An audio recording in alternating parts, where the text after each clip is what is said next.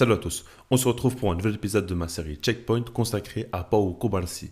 Selon moi, c'est un joueur qu'on mentionne trop peu, alors que c'est un véritable crack. On va voir ici son parcours, ses qualités, ses défauts, et ensuite on va se projeter sur la suite de sa carrière.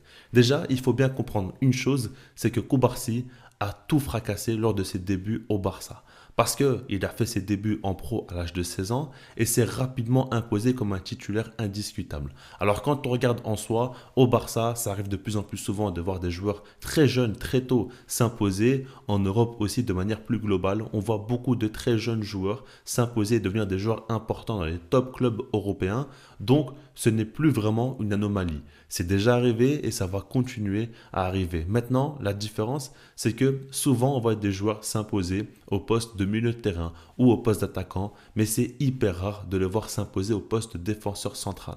Parce que à ce poste-là, il faut quand même une certaine expérience, il faut un certain vice, une certaine compréhension du jeu assez élevée. C'est un poste très important parce que la moindre erreur pourrait coûter un but à ton équipe. Donc par rapport à ça, c'est hyper rare de voir des très jeunes joueurs jouer à ce poste-là. Pourtant, Cubarsí n'a jamais montré ce genre de défaut-là. Justement, il a excellé dans sa compréhension du jeu. On va y revenir plus tard par rapport à sa qualité, mais il faut bien comprendre que ce n'est pas normal de s'imposer aussitôt en tant que défenseur dans un top club, surtout dans la situation du Barça à ce moment-là. Rappelez-vous, le Barça encaissait quand même énormément de buts, la défense était très mauvaise et les résultats étaient plus qu'insuffisants. Il arrive dans une période très compliquée et pourtant il arrive à s'imposer et à avoir un rôle majeur dans un sursaut d'orgueil du Barça où les résultats ont commencé à aller mieux au moment où Cubarsí est arrivé dans l'équipe. C'est aussi simple que ça, il a changé pas mal de choses au Barça et son premier véritable match référence, c'est celui face à Naples en huitième de finale de Ligue des Champions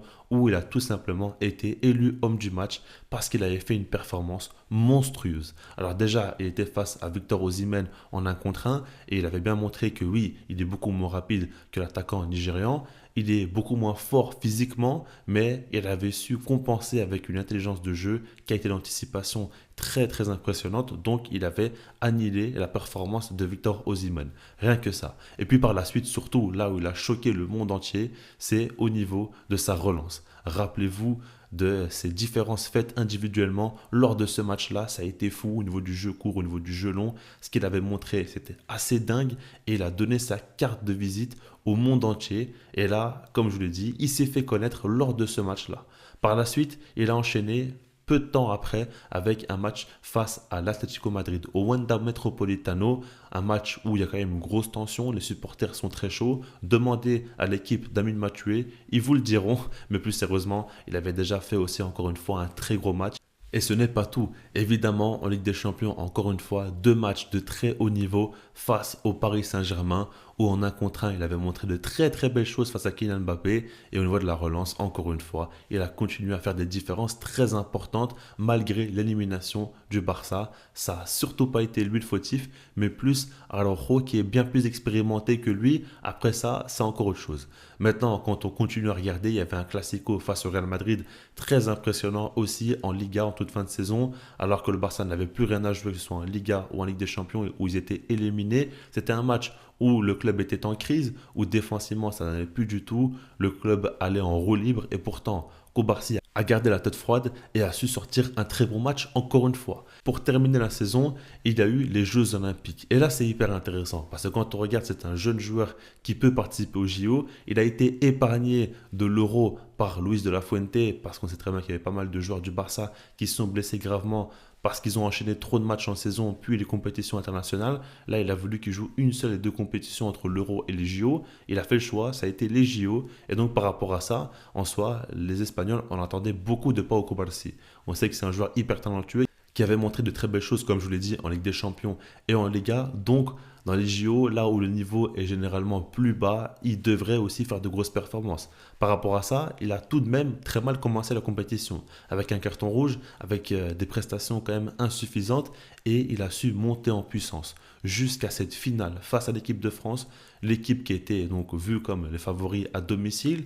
Et il a été très très fort au point où il a fait un super match et a su remporter le titre avec l'Espagne au final où il a fait taire toutes les critiques et il a su retourner la situation encore une fois dans une situation qui n'était pas du tout simple. Quand on fait le point sur les contextes dans lesquels Koubarsi a su exceller très tôt dans sa carrière, on peut se dire quand même que c'est un joueur avec une très forte personnalité et qui subit très bien la pression. Au contraire, au plus il y a de la pression, au plus il peut sortir de gros matchs et tout simplement impressionner. Maintenant, si on se réfère à ses qualités pures, pour moi, la première chose qui ressort, c'est son QI foot. D'un point de vue défensif, c'est un joueur, comme vous le savez, qui n'est pas le plus grand, qui n'est pas le plus lourd, le plus fort physiquement en tout cas, et pourtant, il arrive à compenser avec une lecture de jeu excellente et une qualité d'anticipation impressionnante. Ça, j'aime beaucoup. Globalement, un défenseur qui utilise son cerveau, c'est de plus en plus rare. On voit de plus en plus de défenseurs très impressionnants physiquement qui font la différence de par leur qualité athlétique. Lui, ce n'est pas du tout le cas. C'est un joueur qui n'excelle pas au niveau de sa vitesse ou quoi que ce soit, mais qui excelle surtout dans la compréhension du jeu. Il arrive très bien à repérer le danger, il arrive très bien aussi à s'aligner. Vous savez très bien que le Barça de Hansi Flick, par exemple, joue très bien le piège du hors-jeu et Koubarsi n'a aucun problème avec ça. Il comprend très très bien à quel moment il faut jouer le piège ou non. Il sait toujours très bien s'aligner avec ses coéquipiers et donc par rapport à ça, il comprend tout ce qui se passe autour de lui. Ça, c'est important pour un défenseur.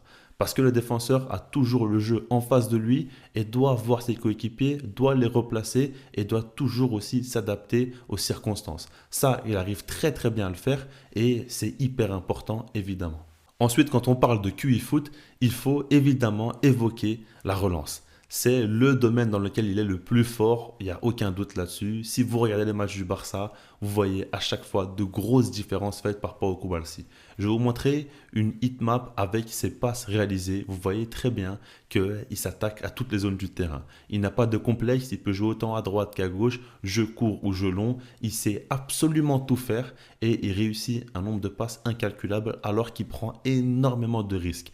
S'il arrive autant à réussir ses passes, c'est parce qu'il arrive très bien à scanner le terrain, à voir où sont les espaces, à comprendre ses coéquipiers avec leurs appels et puis évidemment qu'il y a un QI foot, il faut voir les joueurs, il faut y penser, il faut avoir du timing, ok, mais il faut avoir une qualité technique. Et ce joueur-là a un pied magnifique. Il aurait pu limite jouer en tant que milieu de terrain tellement il arrive à être précis dans ses passes. Le plus choquant pour moi, c'est à chaque fois quand il fait des passes très très longues, à 30 ou 40 mètres, qu'il arrive à te mettre dans les pieds du joueur avec un super dosage. Ça, c'est de la folie. Les transversales qu'il arrive à faire, etc. C'est de la folie. Pour moi, c'est très clairement l'un des meilleurs défenseurs au monde en termes de relance. Il n'y a pas vraiment grand monde qui le regarde dans les yeux parce qu'il est hyper performant et régulier depuis des mois et des mois. Cette saison, il y avait une passe décisive qui m'a marqué de Pau Koubarsi, c'est celle pour Rafinha. La passe qu'il avait fait, je vous montre le screen quand même, c'est assez impressionnant parce qu'il casse toute la défense du Real Valladolid et il arrive à donner une situation de 1 contre 1, un face-à-face à Rafinha, très clairement. Que voulez-vous qu'il fasse de plus en tant que défenseur? C'est tout simplement de la folie. Après, évidemment, j'avais parlé du match face à Naples. Là, ça a été sa plus grande masterclass parce qu'il avait offert beaucoup de ballons de but à ses coéquipiers et avait cassé la pression de Naples à lui tout seul. Rappelez-vous aussi qu'à cette période, par exemple, on voyait beaucoup Frenkie de Jong devoir redescendre jusqu'en défense centrale pour assurer la relance. Parce que des joueurs comme Araujo notamment ont beaucoup de difficultés dans ce domaine-là. Dès que Pau Koubarsi est arrivé, on a vu que les problèmes se sont réglés et qu'il a su assurer la relance limite à lui tout seul. C'est incroyable. Il y a aussi une autre de ses qualités qu'on mentionne très peu, c'est ses blocs.